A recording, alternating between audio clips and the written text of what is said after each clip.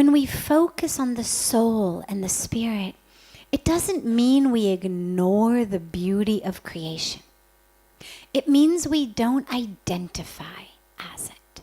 Because every aspect of the creation is constantly changing. Whether it's a sunset, right? I mean, anybody who's ever watched the sunset on the beach, you know that you've got really about like 30 seconds actually. Once the sun hits the horizon, it starts going much, much faster. When it's in the sky, it's still a bit slow. As it hits the horizon, just you go to reach to get your camera out, you turn around, you focus the camera, and boom, sun is in the ocean. Constant change, constant change. Flowers, trees, nature, our bodies, the sky.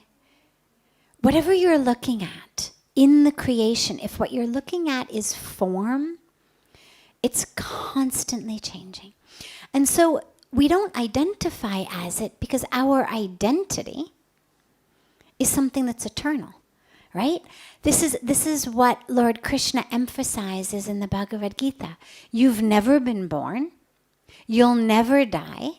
Fire cannot burn you. Wind cannot dry you. Knives cannot cut you. Well, clearly we're not talking about the body here, because that changes every minute, every moment. And so our identity is identity as the soul, that which is eternal, but we certainly appreciate the beauty of the variety in the physical form, whether it's a tree, a sunset, our own body, somebody else's body, but we just don't identify as that form. And so similarly, when you are interacting with other people, there's a couple of ways to do it. One way to do it is you look and your eyes kind of go up and down of the person and you look at them and you take in the full picture like you would a painting. You go to a museum. You're going to look at the full painting. You're not just going to look at one part of the painting. You take it in as a piece of artwork without any judgment. So we take it in, we see it as a piece of divine art. Like you do in a museum. Here's this beautiful painting. Here's this beautiful painting. Here's this painting. Here's that painting. And all the paintings are different, even though the artist is one. But the difference between a person and a painting is that we also have the soul inside. The outside is the painting. The outside is the sculpture. God's piece of art. And they're all different.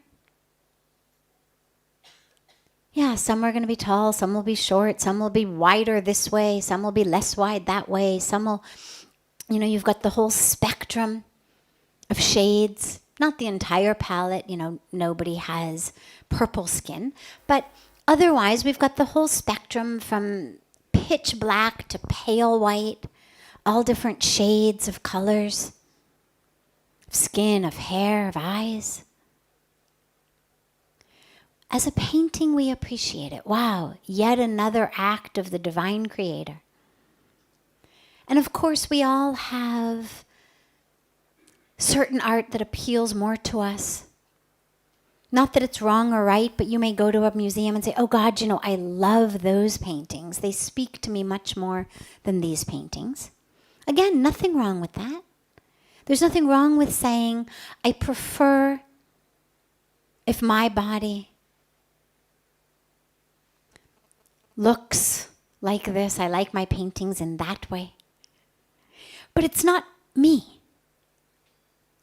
I'm not identifying as that piece of artwork. Whether I think it needs a few more brush strokes or a few less brush strokes or a few, brush strokes in different places. Nonetheless, it's not me.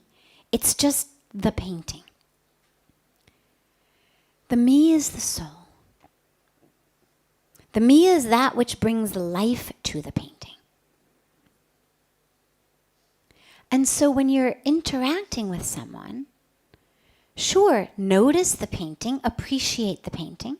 Whether it's your absolute favorite type of painting or not is irrelevant. Nonetheless, appreciate it as the creativity of the divine artist. And then once you've done that, look in the eyes to connect with the being who's bringing that painting to life.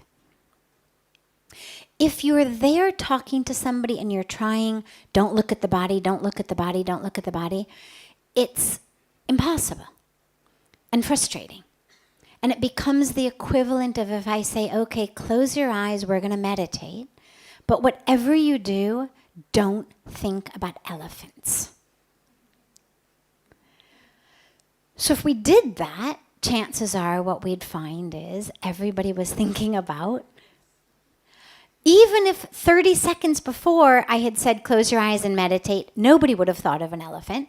But simply by my saying don't think of elephants, suddenly now all my meditation is elephants.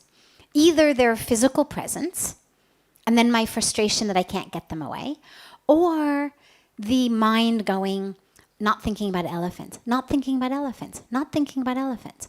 Well, my consciousness is still on what? Elephants. So if you tell yourself, I'm not going to notice the body. When somebody's right in front of you, you can't not notice the body. It is a property of the eyes. The eyes move, the eyes scan, that's what eyes do.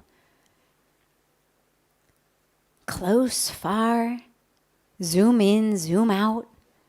It's how our eyes work. And so if you say to your eyes, not going to notice the body, you're going to have the elephant experience. And that's why you're going to be frustrated. So don't tell yourself don't notice the body. Just make sure that you're not identifying the person as the body. So you can even give yourself a specific practice. First painting, then soul. So give yourself the permission, notice. Wow, okay, great. And later on, if you realize you missed something, you can look again. But when you are connecting with the person, you're not connecting with a brush stroke or 10 brush strokes. You're connecting with the being inside.